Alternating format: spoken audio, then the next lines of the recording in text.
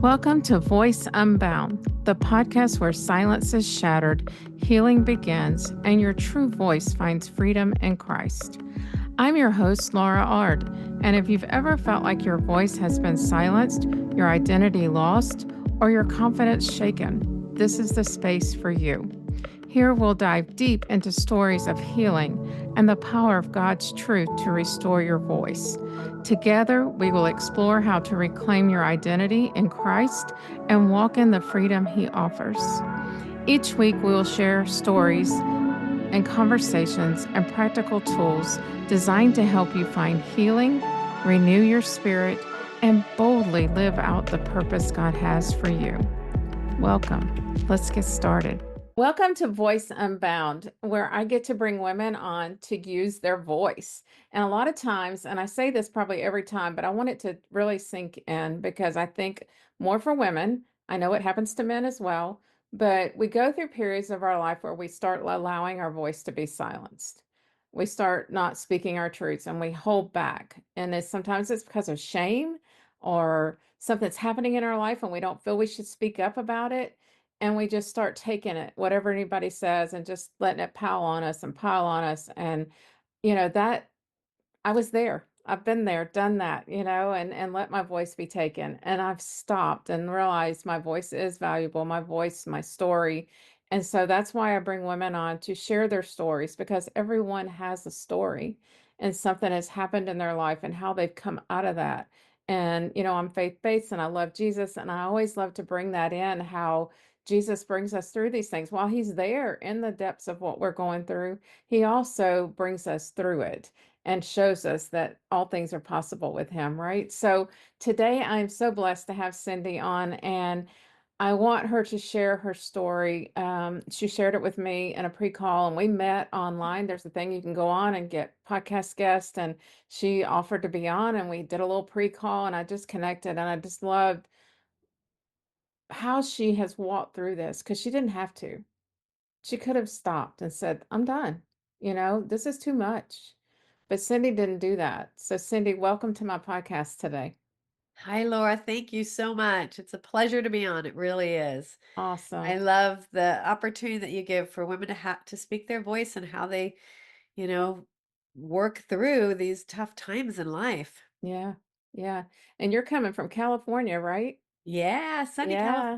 California. And it's not sunny here today for us. It's cold and rainy and I'm chilled actually. Just thinking about it. So take us back, Cindy. Like where were you born? And tell me a little bit about your life.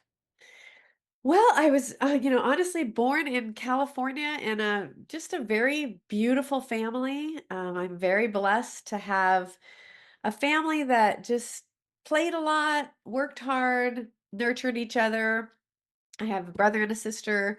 My mom and dad, they had their ups and downs, and we went through some tough times in their marriage, but they got through it, and Mm. life was just good. And I look back and think life was great, and now I also can look back and see, okay, we did some things that seemed productive at the time, like stay positive, and we did a lot of my parents did a lot of community service. So Hmm. we were always out there helping the public, and I learned that there's so many people that are so much worse off than me. Yeah. And Yeah. this lesson was beautiful, except now I can look back and see that when I had lots of traumas that I'll talk about, I just kind of carried on that belief that, well, other people have it worse than me. And Mm. I never Mm. really allowed myself to address the truth about the traumas, the feelings, the Yeah. emotions, because we were just kind of a let's keep it positive. We're really blessed family, you know. Yeah, yeah. And that's so easy to do, especially as a child. You're like, okay, well, this is good. I'm supposed to think it's good. I'm supposed to be happy all the time and serve Yeah. others, and everything's all right. Yes, Yeah. yeah. And that's really what we were raised. My mom is just such a special human. She's just a beautiful soul. And at the same time, we would cry and she'd say, Mm. keep crying. I'm going to give you something to really cry about, right? Like these are Yeah. just there's no blame to her because it's what she knew. Right. It's all she Right. knew, but it didn't help me when it came to realizing my traumas that it didn't help me to be Express real your with them. emotions. Yeah. Yeah. Yeah.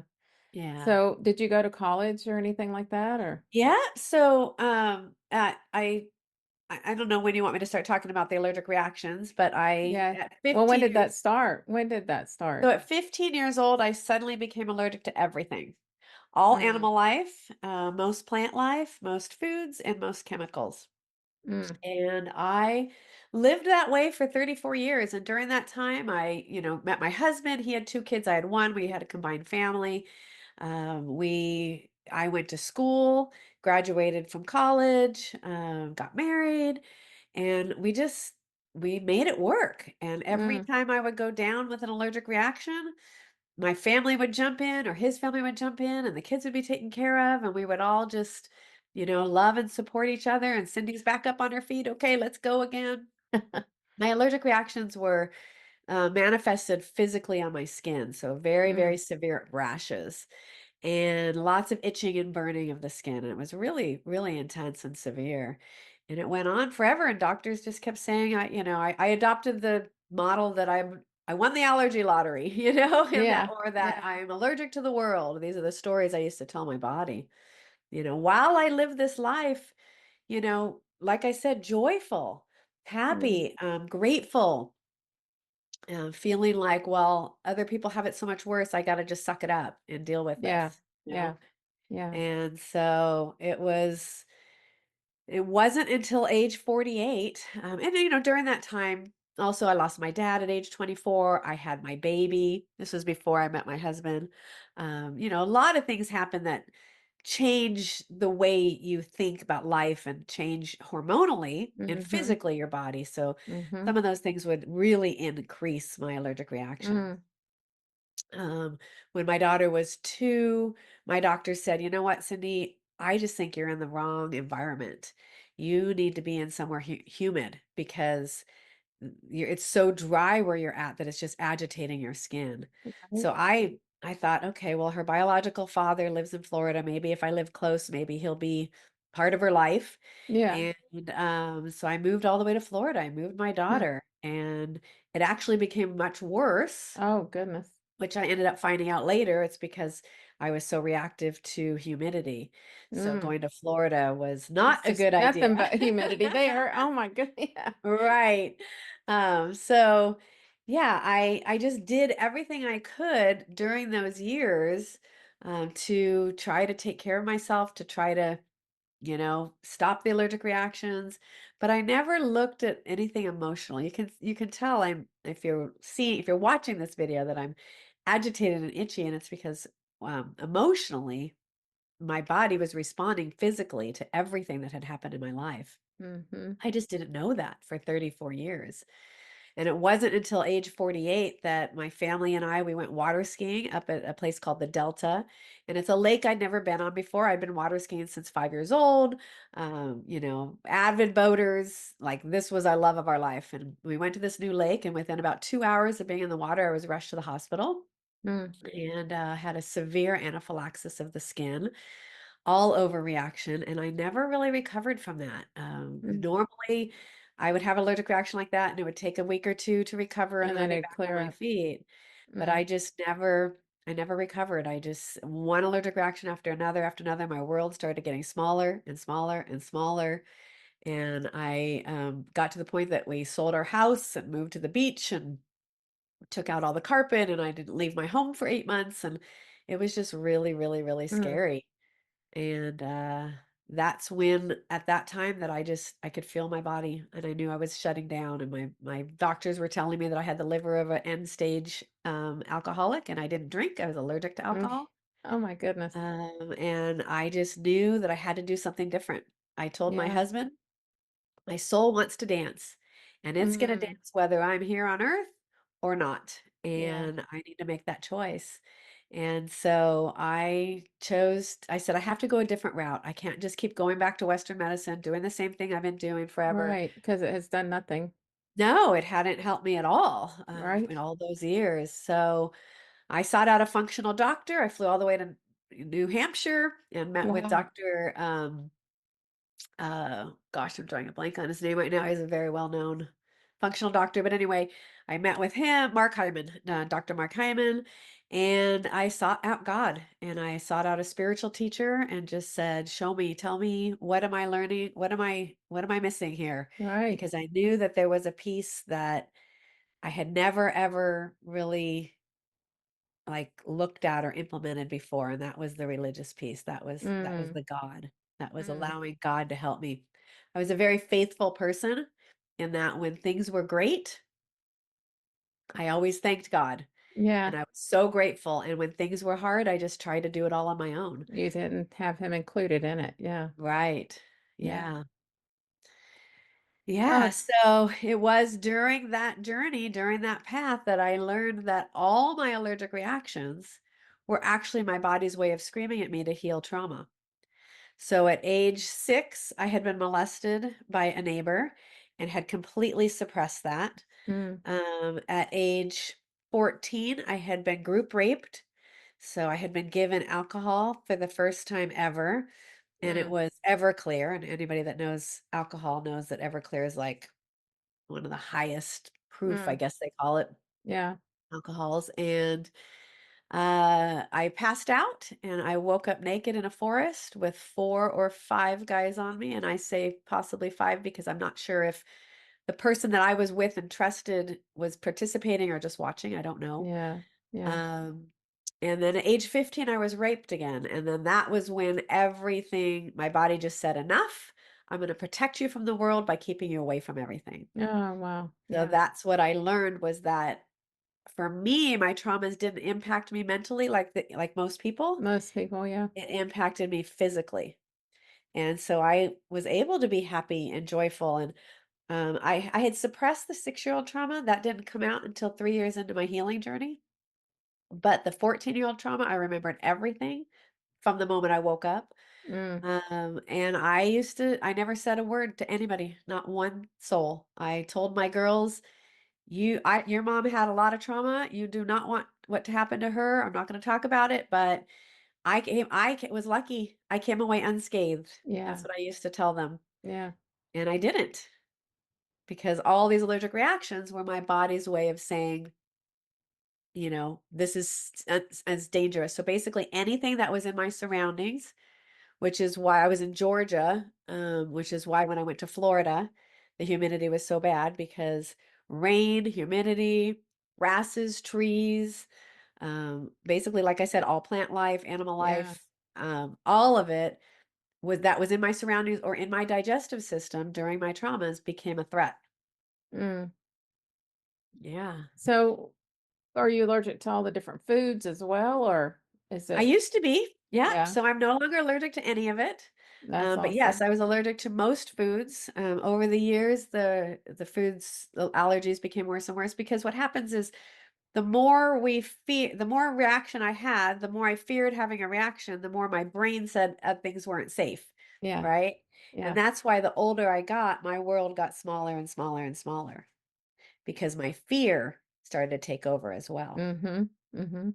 I could see why. I mean, with that experience at the lake, I mean, that would be so scary now. Where do I go? Oh, I don't want that to oh happen yeah. again.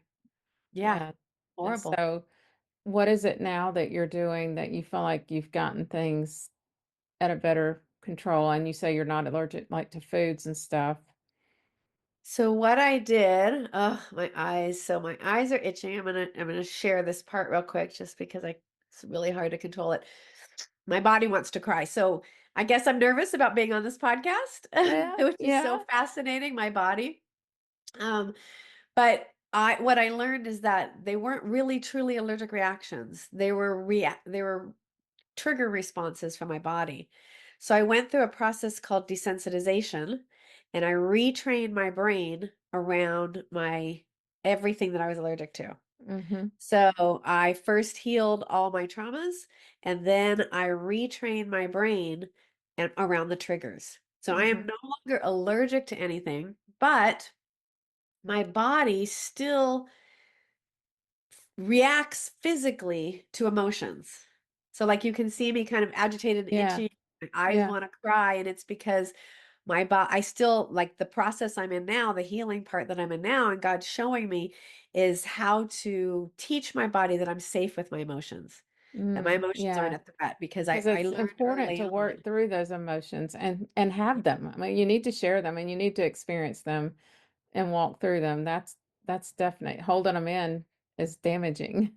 Very damaging. Mhm. And my body doesn't even allow me to anymore, as you could tell. Like, Yeah. look at what I'm going through right now. It's crazy. I've done a lot of podcasts, so I'm not even sure what my body's trying to tell me. But what I'll Oh. do after we get off this is I sit down and I ask my body, what do you want me to know? What are you trying to tell me? Is it fear? Is it worry? Is it stress? Is there a trigger? Like, what is it? And then I can get that now. I can get that answer because I Mhm. do it through God. Like Mhm. I do it in meditation, and then my body will show me what I need to process, and then I can process it on my own, and then it'll go away. So within 20 minutes or so after this podcast, I'll be able to sit down and this will all be gone. But right now, It's like like I'm God wanting to give you itchy and full-fledged. yeah, and Yeah. it's just a physical response in my body trying to tell me something. And that's Ne true for most of us. Like my clients all, they're all of our bodies react to trauma, to Oh, yeah. stress different way. Oh, yeah. You know, Different. Yeah, for for some everybody. it's yeah, for some it's depression, some it's anxiety, some it's physical, right? You Yeah. wonder why all of a sudden somebody, if someone has been diagnosed with this rare autoimmune disease, it's Mhm. because it's been building up inside Of for some type of years. trauma, yeah. Yeah. Mhm.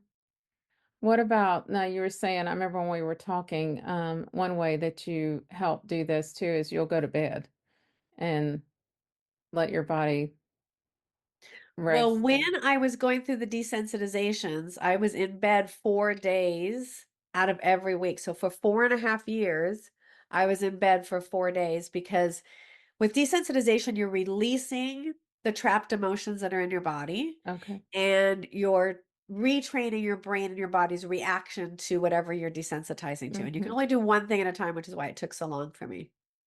And Yeah. um what I would be it would just knock me out. Like I would be in bed and I just had to listen to my body. And I would just need to sleep, Yeah. 14, 16, 18 hours a day sometimes. Mm. So, yes, sleep was a very big part of my healing. It's not as big of a part anymore because I am healed. Now it's more about asking my body, what is it you're telling me through this reaction? Mhm. Through Mhm. this itching and this, there's a message my body's trying to tell me today. Yeah. Yeah. And that's what is so important is that we learn to listen to our messages. I see symptoms not as they have a name, right? So Mhm. it was an allergic reaction was my name. For some people, it's fibromyalgia. Mhm. For some people, it's, something else, Yeah. stress, or it's Yeah. anxiety. That's just a name. I Mhm. see it, and the way I teach it is it's a message from your Mhm. body. Mhm. And the more we can get in tune with our body, the more we can involve God and spirit in the way we connect with our body, the more we can tap into those innate messages Mhm. and the innate ability to heal ourselves. I think God gave us a body to heal itself. Yeah. He created Yeah. that for that purpose. And then, of course, mankind, we step in and we try to do all the other and ignoring the true reason our body is reacting the way it is. We Yes. ignore it for many, many years. Yeah. I mean, it's like the weight gain or whatever. I can relate to myself. I ignore the weight gain and the reason why it's happening. I just keep Right. saying, I gotta lose weight. I just gotta lose weight. Right. Right. Exactly. And that's what So, we do. We try to solve, like, I just tried to stop the allergic reactions mhm. instead of listening to my body and saying, what's the underlying message that you're actually giving me through the weight gain or through, what are we not listening to? What are we not hearing that our body needs from us? Right. I think about two women, and it's sad that they choose once they've been given the label like fibromyalgia or whatever. And I'm not condemning because I want women to understand. I know it's painful, and I know there's things Yeah. that happen with that. I had the label, but you have to choose not to live in that name, that label, Right. right? Because once you Yes. take that on, then that's all you feel and think and do. I have fibromyalgia. I have fibromyalgia. That's all you keep telling yourself. Instead of Exactly. how and why do I have it and figuring out Right. the reasons behind it. Because I was like, Why don't I mean, I figured it's just because it was so popular to give that diagnosis is what I started Yes. thinking. It's just something new now and everybody has it. I was in Yes. a car accident and that's what I came out of it was fibromyalgia and then put on 5 different drugs. And I'm like, okay, no. After a few years, I was like, I'm done with this. I don't want to be this. I don't want that. And I came off Yes. all the medications and started listening to my body. Like you say, I know my limits. I know things, and it's not really over me anymore. It's not something that's totally over my being. So, but it's Yes. sad that a lot of people lose a lot of life by taking on the label and they don't I get to. know. I remember because I used to, like I said, call myself like the girl allergic to the world and all these things, right? And Yep. when I first saw my functional doctor, I had I my diagnosis was either mast cell activation syndrome or mastocytosis, and I had read about them both. I'd done all the research, and I was really wanting to find out which one it was, but I didn't want to do the bone marrow biopsy that they wanted me to do. So I go in and I see this new doctor for the first time, and he's like, "Why are you so eager to get to name it?" He's like, "How about if we just heal it?" And I'm like, That's good. That's good. wow, that was Yes. so eye-opening. And I'm like, he goes, because you're Why just are you you're so so eager to focused name on it? putting a name to it and telling your body what you have Mhm. instead of telling your body, let's heal this. Let's heal this. Let's get rid Yeah, of that. Yes. yeah. Oh, yeah. Yeah, that's super good. I like that. Um, do you and none of your children or anything have any of this happening in their life? No, because when you heal, so actually I have one daughter that, well, my biological daughter does have some allergies, some basic Mhm. allergies. But none of the when you heal the trauma, you actually help heal like lineages of trauma. Right? And so by me healing and talking things through with my daughter, it's helped her heal her stuff as well. Yeah. So it's Yeah. really powerful. It's really beautiful. That is powerful. And then your husband, I mean, what a thoughtful Uh, husband that's just been able to ride this wave with you of he's all the such a things. saint. Yeah. How many Yeah. years? 27 years Oh, it's together just and 21 years married. oh, Yeah. yeah. We're 27 years married. Yeah. Okay. And that's so good. I mean, that's a lot for them to figure out and see their Yeah. wife in that condition and not understand it fully, either themselves. And again, Yeah. he could have walked away and said, "Oh gosh, I can't do this." But Yes. he stayed knowing, for his love Yeah. for you and being there for your family. And And he it's didn't understand it. The desensitization at first, it doesn't really manifest. It doesn't really show what it's doing. I could feel it healing me inside, but the rashes and everything still stayed for so yeah, long because we had to heal the trauma first before we could heal the physical reaction. So he was just like, he just saw me suffering in bed for 4 yeah, days every week, and I don't think this is working. And I just kept saying, please trust me. I know what's going on in my body. I feel it. I've got this. God's got me. Like I just, and there were times that I had to say to him, you know what? It's okay. I have yeah, enough belief for both of us. You yeah, don't have to yeah, believe right now. exactly. Right. I have And enough that's, belief for all of us. And yeah. then other times he's just like, you do you. Like he just has always let me be me. Hmm. I'm different. I'm a unique Yeah. soul. We all are, right? Well, we all are. We're all created, to Yeah. be our own person, and that's the coolness of how he brings couples together, and we bring things out in each other, but yet we're still our own person, right? So Yes. that's Yes. just amazing. I think your story is incredible. I think the ability to keep walking through when you had the joy, that's so important about how you were raised and the happiness and the joy, even through all the stuff that you buried so deeply in you, you still managed to have joy and keep showing up, right? But Yes. then taking the steps to heal from that pain because you would not have been able to continue or heal in the way you have if you had kept that pain buried and not healed that first, you I know? wouldn't have been here. I wouldn't be Mm-mm. here right now. I know Yeah. that. I could feel that. The doctors were telling me that. My kidney Right. and liver Right. enzymes were, out of the, just really bad. Yeah. My body was shutting down. Yeah. And I chose to live. I chose to To heal. live. Yeah. Chose to Yeah. thrive. And I That's went so down the cool. road and I did it, and it wasn't easy. I mean, I had a business that I'd had built for 10 years, and Yeah. I had to walk away from it completely Mm. because I chose me, Yeah. and I healed every aspect of my life. I'm a new person now. I feel like I'm a new person walking the world for the first time because my inner Mm. child, that little part of me that was so wounded and so hurt, is So healed. broken. Yeah. Yeah. And we have to go back to those things. And people a lot of times don't. We were talking earlier, I talked to you, I think, about the 180 method and the Yeah. healing cycle and the pain cycle and we always 360 stuff and wind up right back where we are. And a lot of people do that, but they also surface heal and they don't get Yes. into the depths of the healing and wonder why they feeling the same or why things aren't Yes. changing. And that's why you have to go that deep, and it can be painful, but it's also beautiful, right? It is, and the after is so different and so powerful, and it's just going through it, and that's what we avoid. Mhm. We avoid the pain, but we're creating more pain by More avoiding pain. the pain, Yeah, yeah, I created yeah. s like, I look back now and think, "Oh my gosh, I coulda healed this 30, Well, 40 and years and it ago." also creates you making decisions probably not in the best because we're in that living in that Right. pain cycle, so we're not making very healthy decisions in our Yeah. life, and yeah, I know it affected me that way, I didn't make good choices in men and that thing in the beginning because of how I allowed that to keep carrying on, in my life and not Yeah. healing, and then going through the healing process and relieving that and having such freedom was the most beautiful thing ever.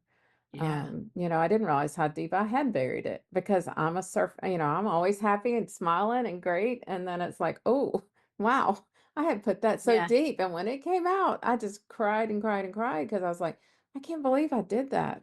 Same thing. I Yeah. told nobody. So Yeah. yeah, it's healing is important and you have to make the decision to want to heal. You do. So, it's not something, again, read a good book or that. It takes steps to heal.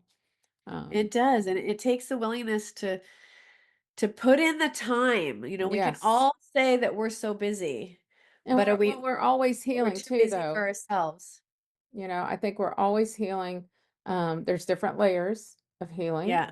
and Yeah. God will peel back a layer and heal you, and in that area, in that situation, and then He's like, I'm going to use you right here because this part of your story needs to be shared or part of some, Yes. happen.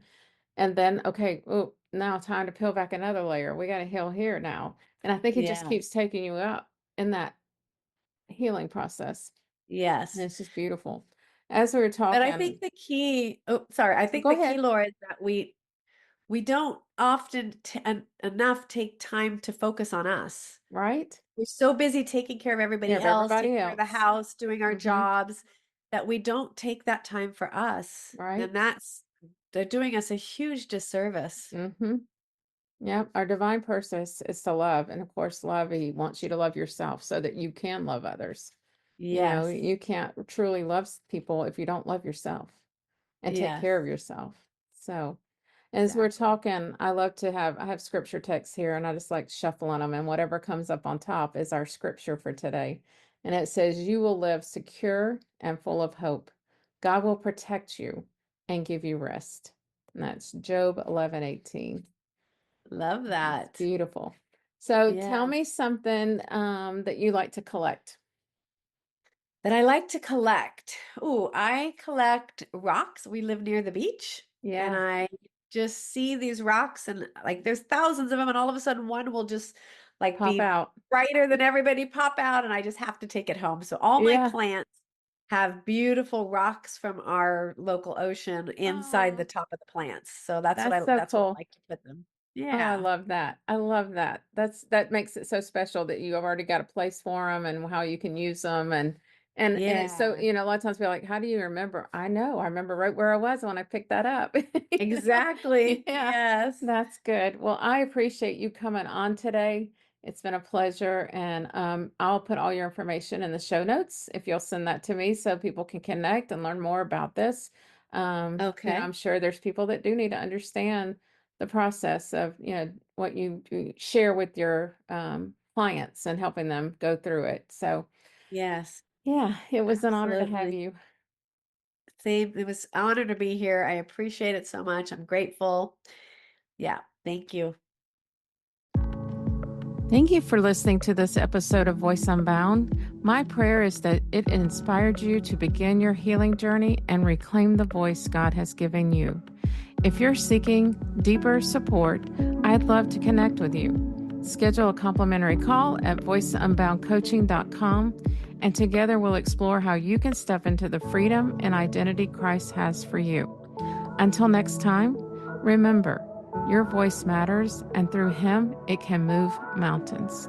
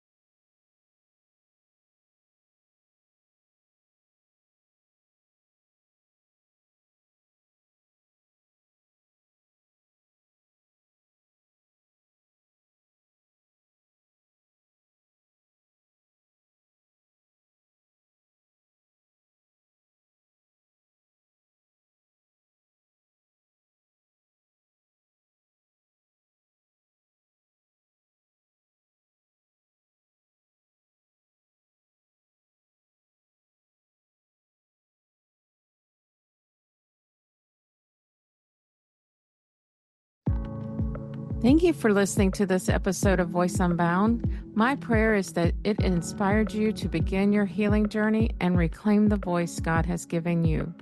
If you're seeking deeper support, I'd love to connect with you. Schedule a complimentary call at voiceunboundcoaching.com, and together we'll explore how you can step into the freedom and identity Christ has for you.